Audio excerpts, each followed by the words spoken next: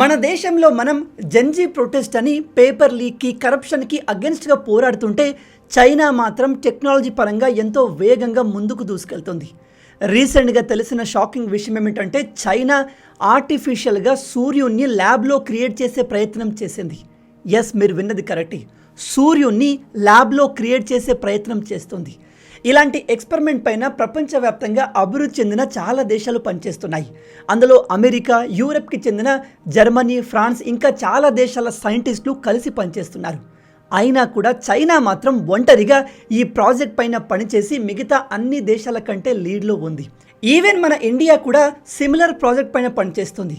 కానీ మనం చాలా బిగినర్ స్టేజ్లో ఉన్నాము.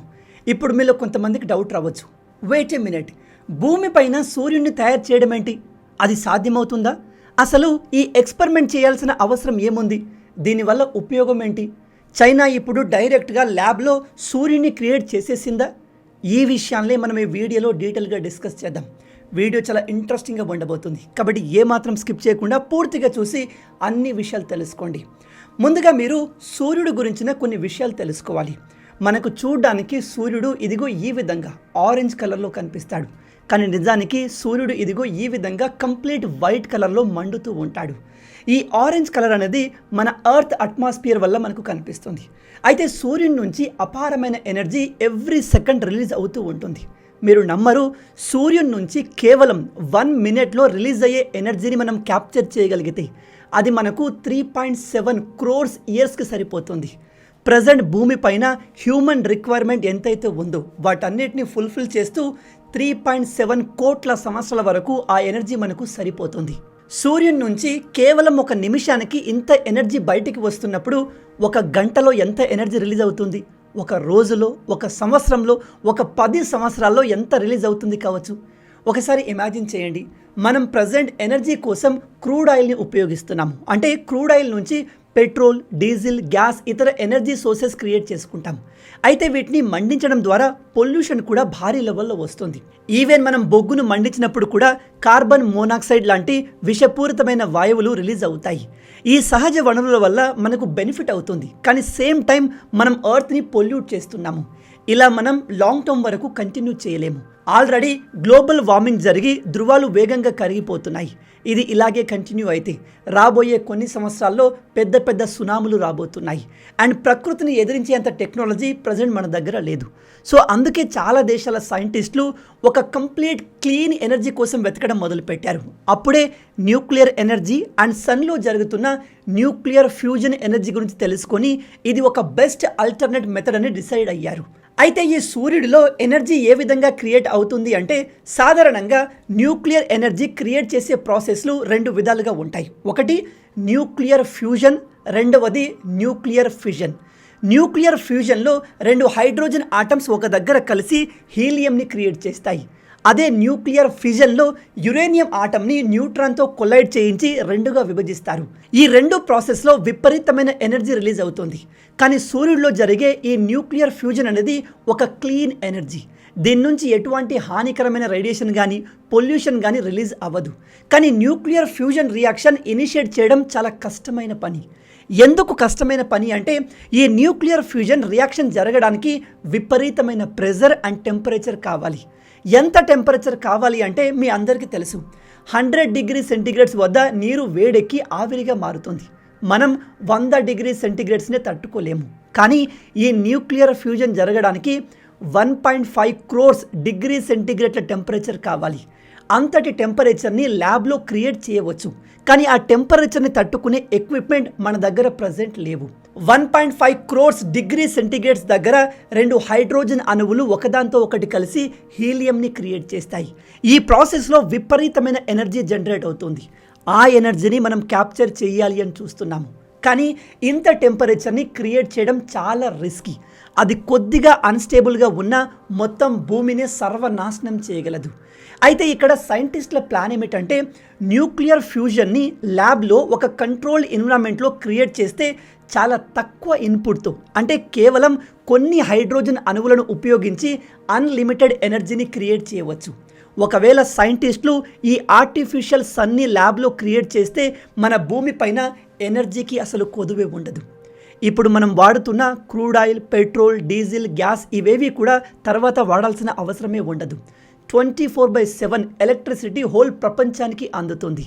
ఇప్పుడు ఆయిల్ అమ్మి బతుకుతున్న మిడిల్ ఈస్ట్ దేశాలు కంప్లీట్గా బ్యాంక్రప్ట్ అవుతాయి. అండ్ వాతావరణంలో పొల్యూషన్ జీరోకి పడిపోతుంది. అండ్ వరల్డ్ మొత్తం ఎలక్ట్రిక్ వెహికల్స్ వైపు షిఫ్ట్ అయిపోతాయి. ఎందుకంటే మనం ఆర్టిఫిషియల్ సన్ని ఉపయోగించి ఒక క్లీన్ ఎనర్జీని ఎక్స్ట్రాక్ట్ చేస్తున్నప్పుడు ఎవరు కూడా పెట్రోల్, డీజిల్ లాంటి పొల్యూషన్ క్రియేట్ చేసే ఇంధనాన్ని వాడాలి అనుకోరు. నిజంగా ఇది క్రియేట్ అయితే ఎర్త్ పైన పరిస్థితులు పూర్తిగా మారిపోతాయి. టెక్నాలజీ ఇప్పుడు ఉన్నదానికంటే 100 రెట్లు వేగంగా డెవలప్ అవుతుంది. ఎందుకంటే మనకు ఎనర్జీకి కొదువే ఉండదు. ఇక ఇప్పుడు చైనా ఈ ఎక్స్పెరిమెంట్లో మిగతా అన్ని దేశాల కన్నా ఎందుకు ముందుంది? ప్రజెంట్ చైనా కనిపెట్టింది ఏంటి అనే విషయానికి వస్తే నేను మీకు ఇందాకే చెప్పాను. ఈ న్యూక్లియర్ ఫ్యూజన్ రియాక్షన్ని భూమి మీద క్రియేట్ చేయాలి అంటే హైడ్రోజన్ అణువును 1,50,00,000 డిగ్రీ సెంటీగ్రేడ్ దగ్గర ఒకదాంతో ఒకటి కలపాలి. 1,50,00,000 డిగ్రీ సెంటీగ్రేడ్ టెంపరేచర్ని భూమిపైన క్రియేట్ చేయడం అంత ఈజీ కాదు. కానీ సైంటిస్టులు దీన్ని ల్యాబ్లో క్రియేట్ చేయగలరు. కానీ ఇక్కడ మేజర్ ప్రాబ్లం ఏమిటంటే అంతటి టెంపరేచర్ కలిగిన మెటీరియల్ని ఆ పదార్థాన్ని ముట్టుకోవడానికి, కంట్రోల్ చేయడానికి మన దగ్గర తగిన మెటీరియల్స్ కానీ టెక్నాలజీ కానీ లేదు. ఉదాహరణకి ఐరన్ యొక్క మెల్టింగ్ పాయింట్ 1,500 డిగ్రీ సెంటీగ్రేడ్స్. అంతకన్నా ఎక్కువ వేడిగా ఉన్న వస్తువుని మనం ఐరన్తో పట్టుకుంటే మనం పట్టుకున్న ఐరన్ రాడ్ కంప్లీట్గా కరిగిపోతుంది. వేరే ఏ మెటీరియల్తో కూడా అంతకన్నా వేడి వస్తువును టచ్ చేయలేము. టచ్ చేసే ప్రయత్నం చేస్తే అవి కంప్లీట్గా కరిగిపోతాయి. అలాంటిది 1,50,00,000 డిగ్రీ సెంటీగ్రేడ్ టెంపరేచర్ ఉన్న పదార్థాన్ని కంట్రోల్ చేసే ఎక్విప్మెంట్ ప్రజెంట్ మన దగ్గర లేవు. ఎందుకంటే ఆ పదార్థం ఏ వస్తువు కాంటాక్ట్లోకి వచ్చినా అది కంప్లీట్గా కరిగిపోతుంది. అందుకే ఇప్పటి వరకు ఈ న్యూక్లియర్ ఫ్యూజన్ని ఎర్త్ పైన క్రియేట్ చేయడం సాధ్యపడలేదు. అయితే ఇప్పుడు చైనా దీనికి సొల్యూషన్ని కనిపెట్టింది. ఏదైనా ఒక పదార్థాన్ని మనం 1,50,00,000 డిగ్రీ సెంటీగ్రేడ్ వరకు వేడి చేయగలిగితే అది కంప్లీట్గా ప్లాస్మాగా మారుతుంది. ప్లాస్మా అనేది ఒక పదార్థం యొక్క స్టేట్. పదార్థాలు సాలిడ్ స్టేట్లో, లిక్విడ్ స్టేట్లో అండ్ వేపర్ స్టేట్లో ఉంటాయి. అలా కాకుండా ఈ వేపర్ని కూడా మనం ఇంకా వేడి చేస్తే అది ప్లాస్మాగా మారుతుంది. ఈ ప్లాస్మాని మనం ఏ మెటీరియల్తో కూడా టచ్ చేసి కంట్రోల్ చేయలేము. అందుకే చైనా ఇప్పుడు సూపర్ కండక్టింగ్ పవర్ఫుల్ మ్యాగ్నెట్స్ని తయారు చేసింది. ఈ మ్యాగ్నెట్స్ 1,50,00,000 డిగ్రీ సెంటీగ్రేడ్స్ ఉష్ణోగ్రత ఉన్న ప్లాస్మాని టచ్ చేయకుండా అలాగే గాల్లో తేలియాడుతూ ఉండేలా చేస్తుంది. నేను మీకు ఇందాక చెప్పాను, ఇంత వేడిగా ఉన్న పదార్థాన్ని టచ్ చేయడానికి మన దగ్గర ఎటువంటి మెటీరియల్స్ లేవు. దాని కాంటాక్ట్లో వెళ్ళిన ఏ వస్తువైనా సరే అది వెంటనే ఆవిరైపోతుంది. అందుకే China most powerful superconducting మ్యాగ్నెట్స్ని తయారు చేసింది.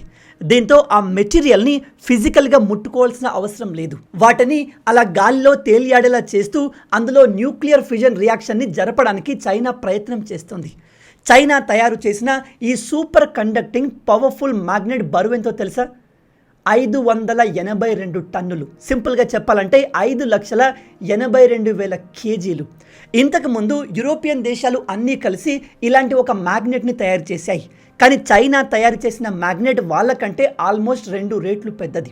ఓవరాల్గా ఆర్టిఫిషియల్ న్యూక్లియర్ ఫ్యూజన్ క్రియేట్ చేసే ప్రాసెస్లో, అంటే ఆర్టిఫిషియల్గా సూర్యుడిని ల్యాబ్లో తయారు చేసే ప్రాసెస్లో చైనా ప్రపంచంలోని అన్ని దేశాల కన్నా ముందుంది. వీళ్ళ ప్లాన్ ప్రకారం 2027 కల్లా ఆర్టిఫిషియల్ సన్ క్రియేట్ చేయడానికి కావాల్సిన టెక్నాలజీని వీళ్ళు రెడీ చేసుకుంటారు.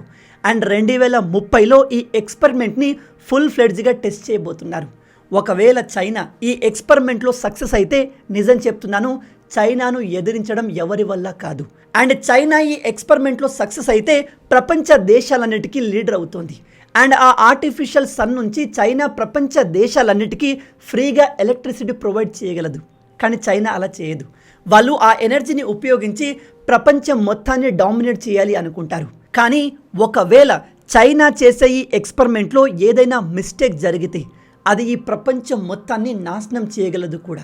ఎందుకంటే ఈ న్యూక్లియర్ ఫ్యూజన్ రియాక్షన్ని మనం కంట్రోల్ లెవెల్లో క్రియేట్ చేయగలిగితే అది మనకు అన్లిమిటెడ్ అమౌంట్ ఆఫ్ ఎనర్జీని ఇవ్వగలదు. కానీ దాన్ని మిస్ హ్యాండిల్ చేస్తే అది ఈ భూమి మొత్తాన్ని తగలబెట్టేయగలదు. ఈ విషయం చైనాకు తెలిసే ఈ ఎక్స్పెరిమెంట్ని 2030లో కంప్లీట్ చేయాలి అనుకుంటుంది. ఈ హోల్ టాపిక్ గురించి మీరేమనుకుంటున్నారు? చైనా ఈ ఎక్స్పెరిమెంట్లో సక్సెస్ అవుతుందా, లేదా వీళ్ళు చేసే మిస్టేక్కి ప్రపంచం మొత్తం బలి కాబోతుందా?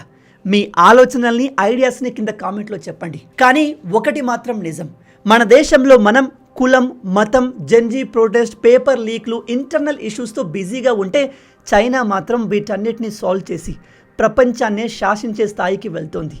ఈ హోల్ వరల్డ్కి లీడర్ కాబోతోంది. మనం ఎక్కడ వెనకబడ్డాం, మన ఇండియా చేస్తున్న మిస్టేక్స్ ఏంటి అనేది కింద కామెంట్లో తప్పకుండా చెప్పండి. ఈ వీడియో మీకు నచ్చింది అనుకుంటున్నాను. నచ్చితే లైక్ చేసి సబ్స్క్రైబ్ చేయడం మర్చిపోవద్దు. రాబోయే వీడియోలో ఇంకో ఇంట్రెస్టింగ్ టాపిక్తో మళ్ళీ కలుద్దాం. అంటిల్ దెన్, జై హింద్, జై భారత్, భారత్ మాతాకి జై.